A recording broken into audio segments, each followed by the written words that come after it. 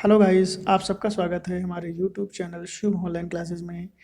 ये वीडियो बहुत ही इंपॉर्टेंट है आपके लिए क्योंकि मैं इसमें आपको आपके साथ डिस्कशन करूंगा नॉट फॉर मेकिंग ऑर्गेनाइजेशन जो होते हैं उनके बारे में। सबसे पहले मैं आपको बताना चाहूँगा हमारे देश में दो तरीके के ऑर्गेनाइजेशन वर्क करते हैं। जो पहला ऑर्गेनाइजेशन है वो कौन सा है और दूसरा कौन सा है। तो यहाँ पे दो तरीके का ऑर्गेनाइजेशन है। पहला जो ऑर्गेनाइजेशन होता है उसको हम बोलते हैं प्रॉफिट मेकिंग ऑर्गेनाइजेशन, और दूसरा जो होता है वो होता है not for profit making organisation. तो नॉट फॉर प्रॉफिट मेकिंग, तो ये वाले जो ऑर्गेनाइजेशन होते हैं हमें इसी के बारे में आज पढ़ाई करनी है। प्रॉफिट मेकिंग ऑर्गेनाइजेशन कौन कौन से हो सकते हैं, किस टाइप के ऑर्गेनाइजेशन होते हैं।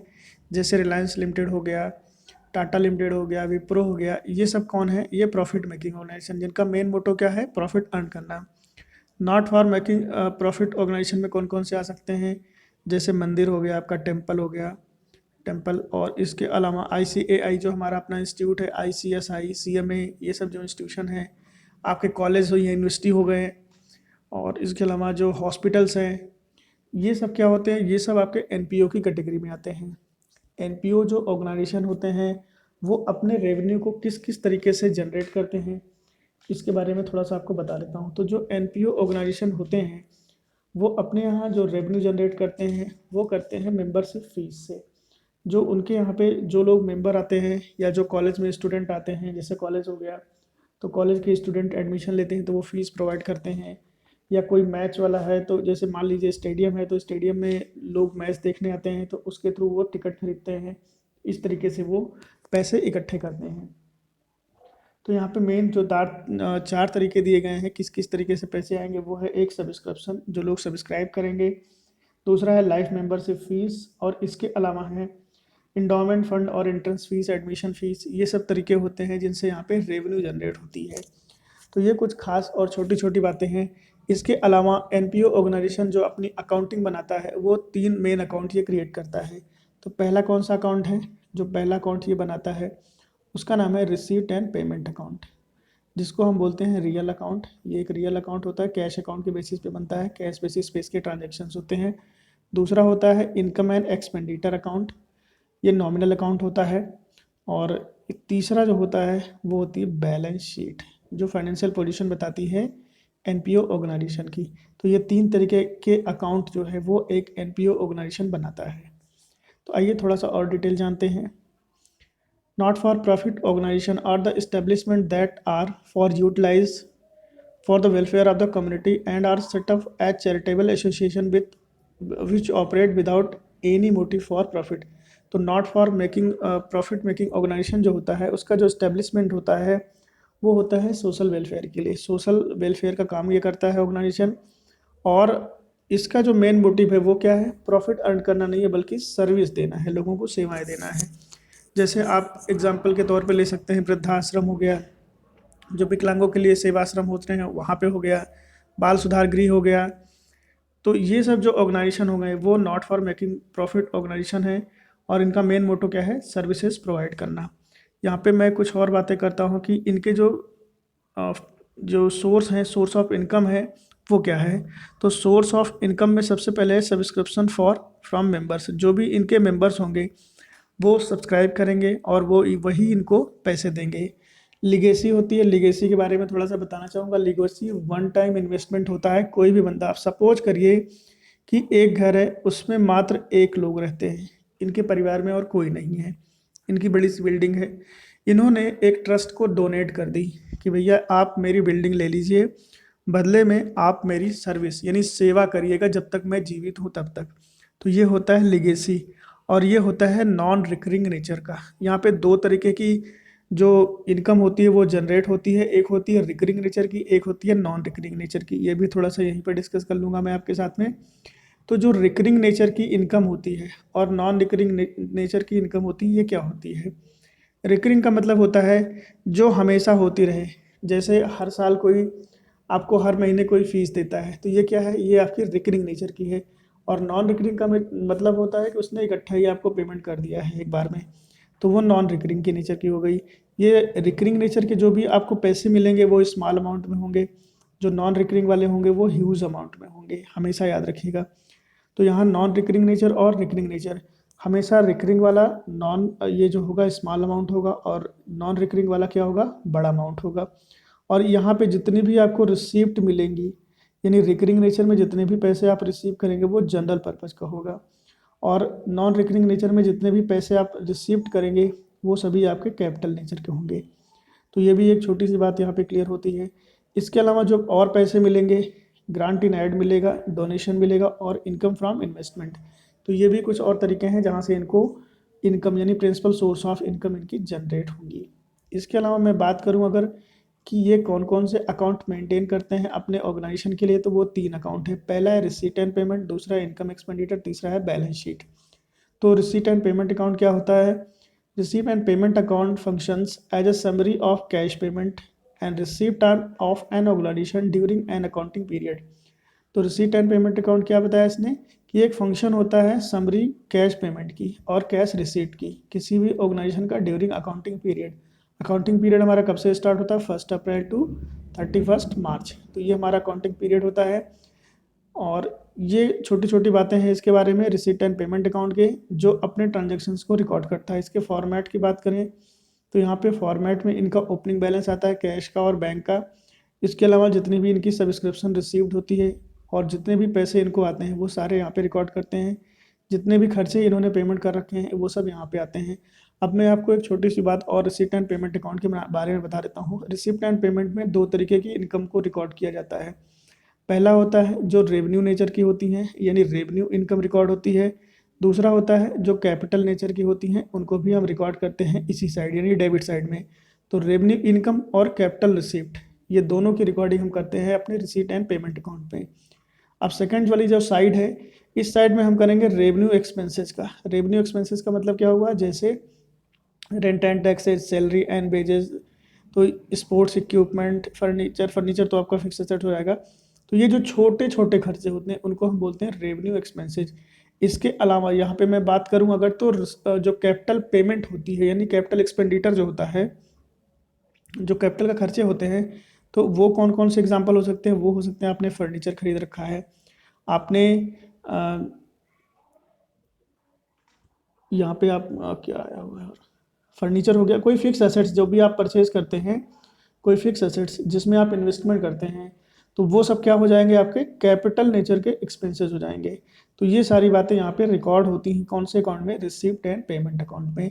अब यहाँ पे इनकम एंड एक्सपेंडिचर अकाउंट में यहाँ से क्या चीज़ें जाएंगी और बैलेंस शीट में क्या चीज़ें जाएंगी, वो भी मैं आपको यही क्लियर करता हूँ थोड़ा सा। देखिए, जो मैंने पहले बताया आपको कि यहाँ पे हम कौन से खर्चे को रिकॉर्ड करते हैं। यहाँ रेवेन्यू आपका इनकम आती है, रेवेन्यू इनकम आती है, ठीक है। तो ये इनकम जो रेवेन्यू नेचर की होगी वो इनकम एक्सपेंडिचर अकाउंट में इनकम साइड में जाएगी। और जो यहाँ पे रेवेन्यू एक्सपेंसेस होते हैं ये इनकम एंड एक्सपेंडिचर अकाउंट में एक्सपेंडिचर साइड में जाएगा। इसके अलावा जो कैपिटल रिसीव्ड होती है वो बैलेंस शीट में सेम साइड में जाएगी। इसके अलावा जो यहाँ पे कैपिटल पेमेंट है ये बैलेंस शीट में एसेट्स वाली साइड में जाएगी। तो ये रिसीप्ट एंड पेमेंट अकाउंट का जो ट्रीटमेंट होना है वो कुछ इस तरीके से होता है। उम्मीद है आपको ये डायग्राम समझ में आया होगा, फल से समझ लीजिएगा। जो यहाँ पे फर्स्ट पार्ट होता है जिसको हम बोलते हैं रेवेन्यू इनकम, इसको हम इनकम एंड एक्सपेंडिचर अकाउंट में इनकम साइड में ले जाते हैं।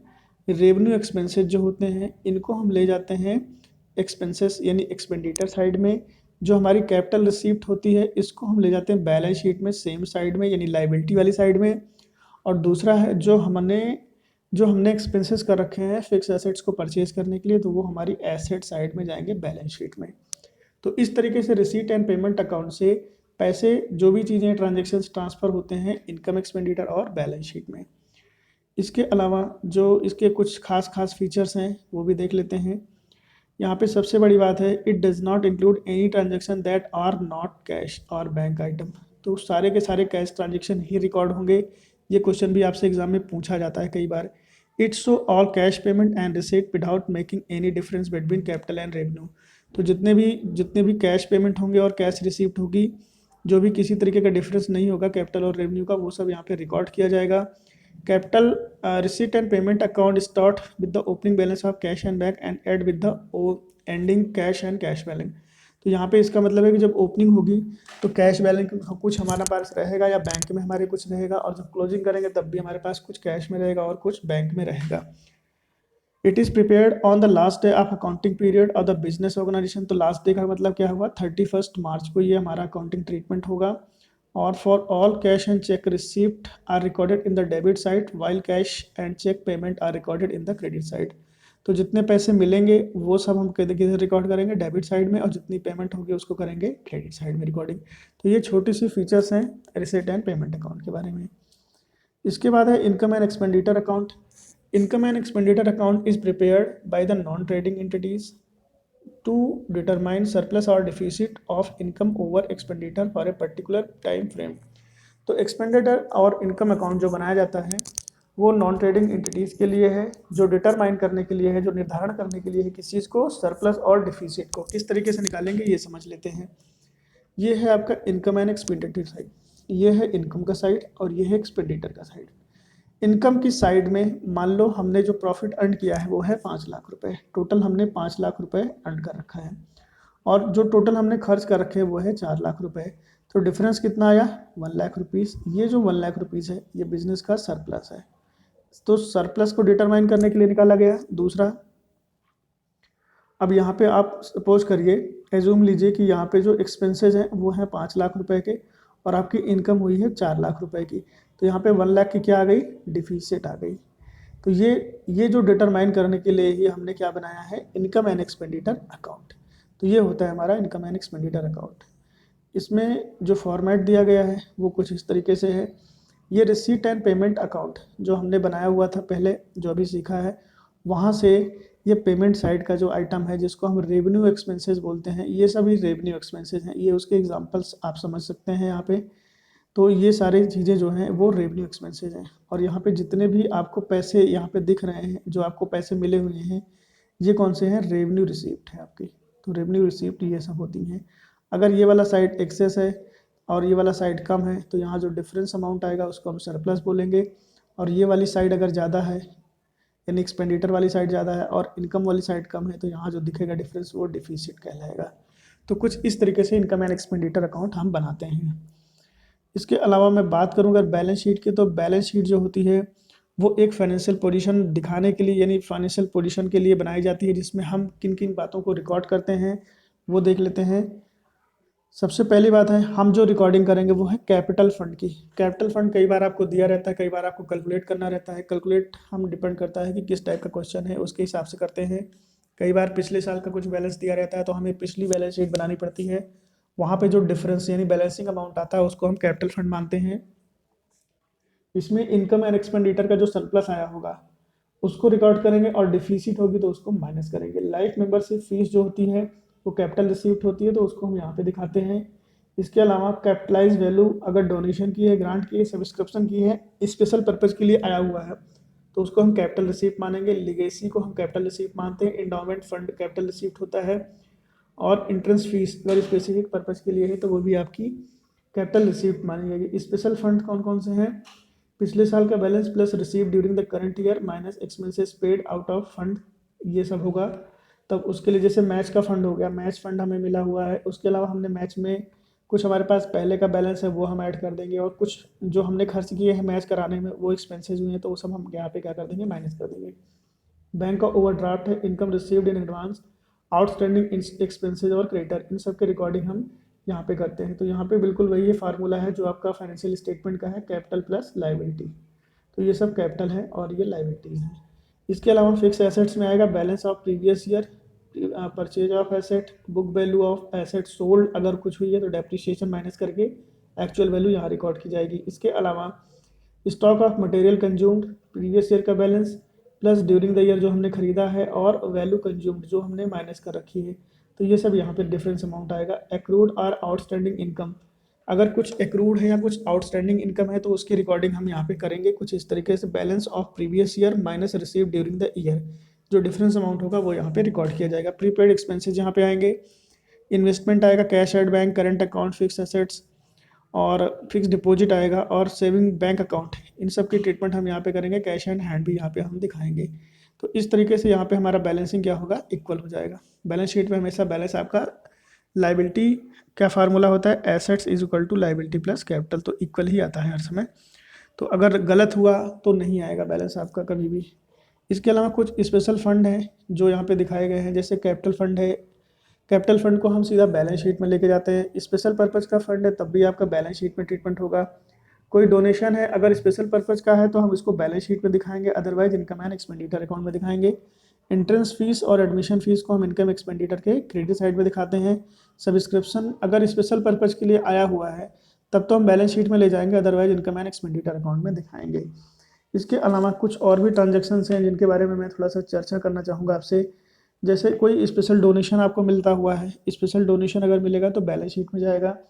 जनरल डोनेशन होगा तो इनकम एंड एक्सपेंडिचर अकाउंट में जाएगा। नॉर्मल डोनेशन लिखा हुआ है तो यहाँ पे आप कैसे जानेंगे कि ये स्पेशल डोनेशन है या आपका जनरल डोनेशन है, तो ये आपको अमाउंट देख के पता चलेगा। अगर amount large number of amount है, बड़ा अमाउंट है, जो नॉर्मल फिगर से बड़ा दिख रहा है, तो आपको ये कैपिटल रिसीप्ट मानी जाएगी। लिगेसी, इसके बारे में मैंने ऑलरेडी आपको बता दिया कि लिगेसी वन टाइम इन्वेस्टमेंट होता है। कोई भी बंदा किसी भी ऑर्गेनाइजेशन को वन टाइम पेमेंट देता है तो वो लिगेसी कहलाता है, और रिसीट एंड पेमेंट अकाउंट के डेबिट साइड में दिखती है। और बैलेंस शीट जो कि ये कैपिटल नेचर का होता है, कैपिटल फंड टाइप का होता है, तो इसलिए ये बैलेंस शीट पे दिखता है लायबिलिटी साइड में।